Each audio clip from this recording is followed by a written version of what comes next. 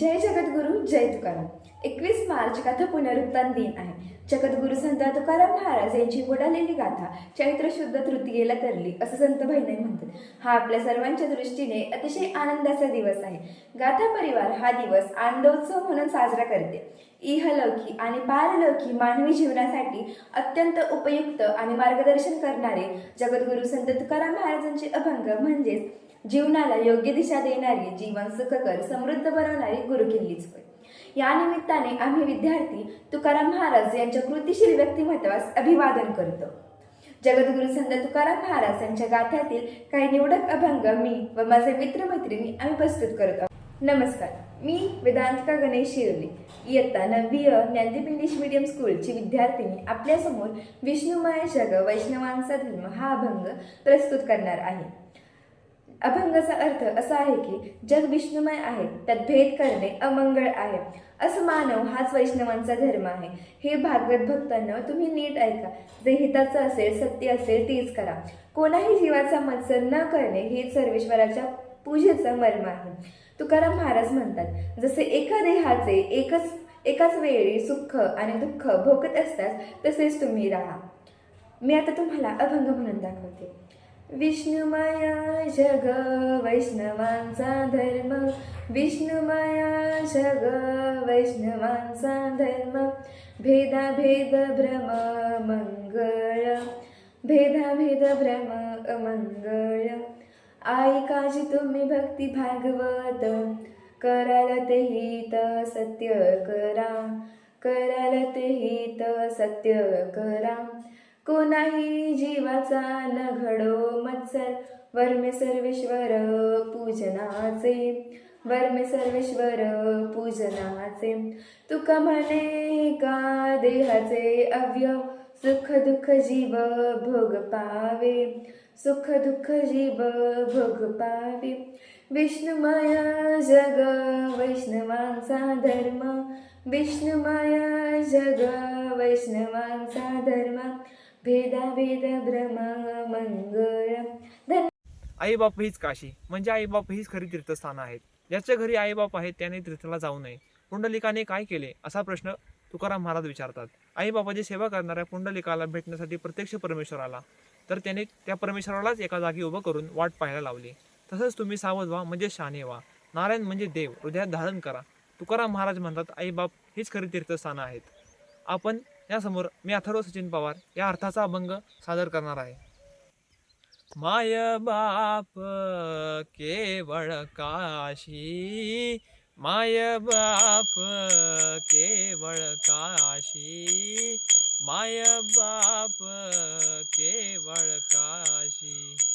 तेने न जावे, तेने न जावे तीर्थांशी, तीर्थांशी.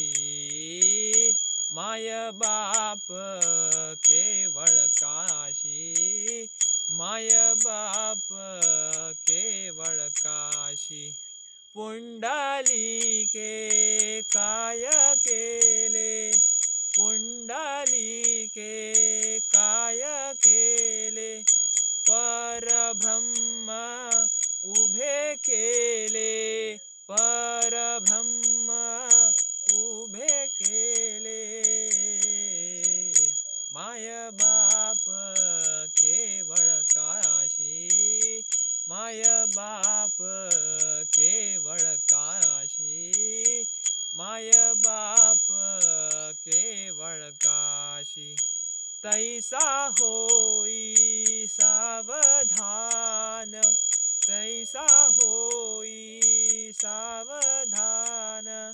हृदय धरी नारायण, हृदय धरी नारायण.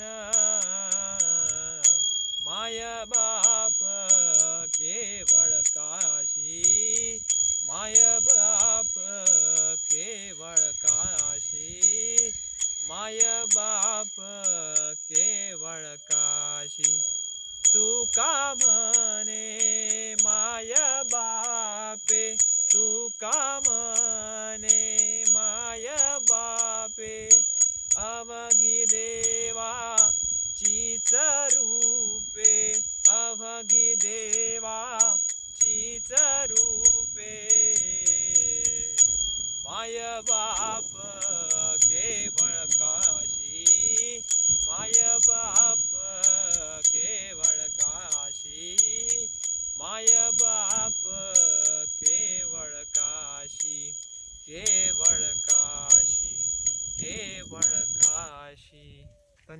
नमस्कार, माझे नाव श्रेया शेखर बाबर.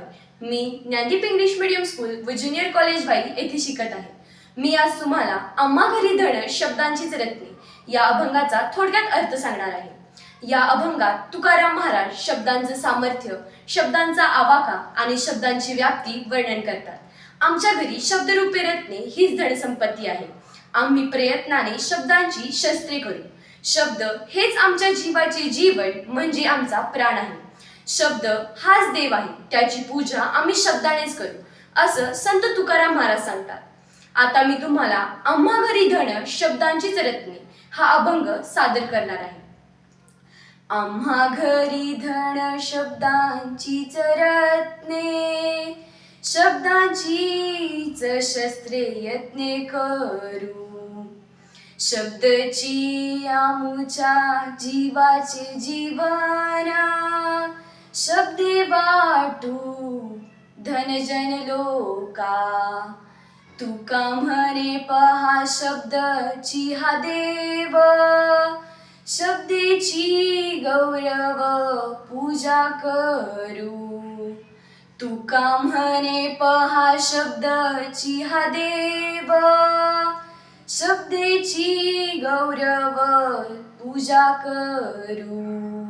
शब्देची गौरव पूजा करू. धन्यवाद.